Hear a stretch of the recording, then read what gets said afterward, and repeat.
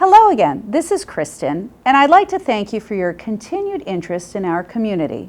And I'd like to talk to you more about some key details, specifically the application and eligibility requirements for the property. Eligibility at our community is rent restricted as moderate income or affordable housing for eligible households and applicants. All households must income qualify, subject to all applicable funding and regulatory requirements prior to move-in. Handicap accessible units are also available for those needing adaptable features. If you are in need of a reasonable accommodation, please make sure to include these details on your application. Our community has a local preference for the property. The following guidelines and restrictions apply. Let's talk about affordability with respect to rental housing. It is important that our residents are able to pay their rent without overextending themselves financially. Because of this, we have established a minimum annual household income requirement for the property. The monthly rent for our apartments will be as follows. Residents will be responsible for their own household electricity. Should you have any questions on this, please contact us directly.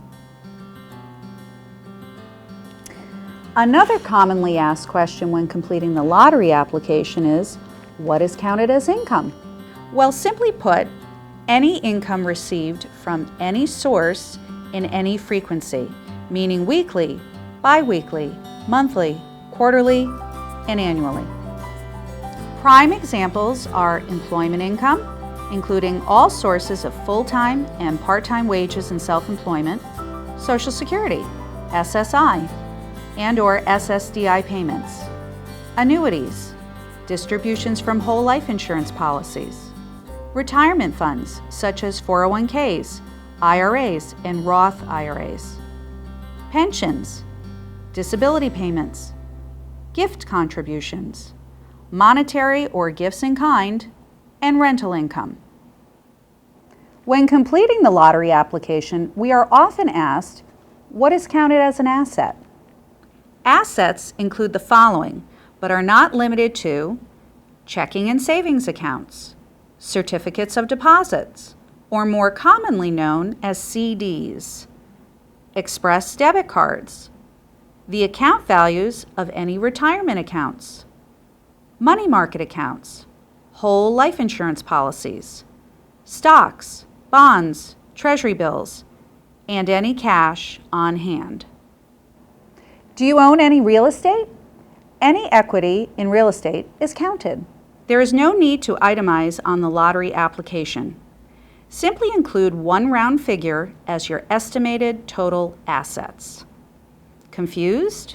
Unsure of what to include? No worries, we're here to help.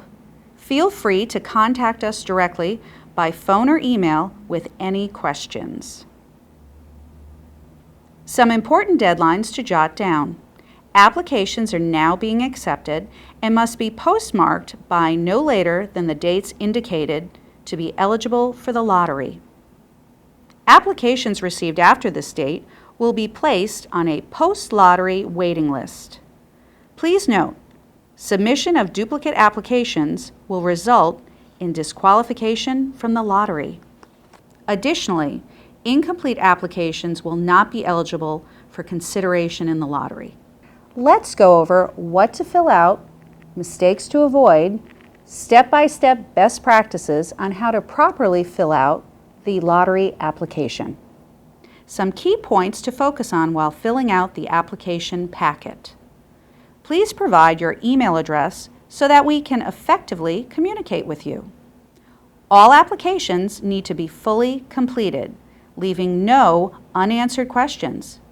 Please, do not leave anything blank.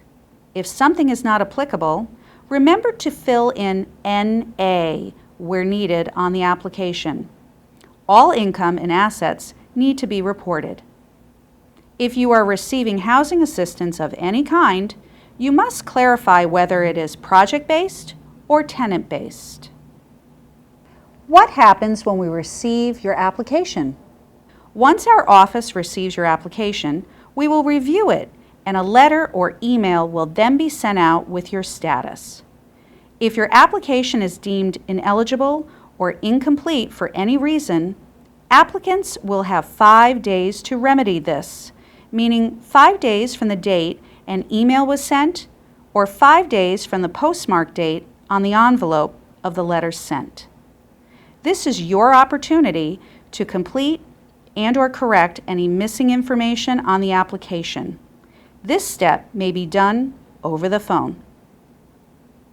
Our office recommends that you continually check your mail and emails for correspondence from Peabody Properties. For those that do not have email, we recommend that you also keep your postmarked envelope as evidence for your records as to when it was officially stamped by the post office. For applications that are deemed complete, an application number will be assigned. Applicants will receive an email or mailed letter stating your eligibility and application number. On the day of the lottery, a random selection of application numbers will be performed via an online, computer-automated selection process. The lottery numbers will then be logged onto a spreadsheet for application assignment and processing. Thank you for your time and interest in learning more about our application process. We encourage you to watch the next segment in our video series on the lottery process. Come apply with us.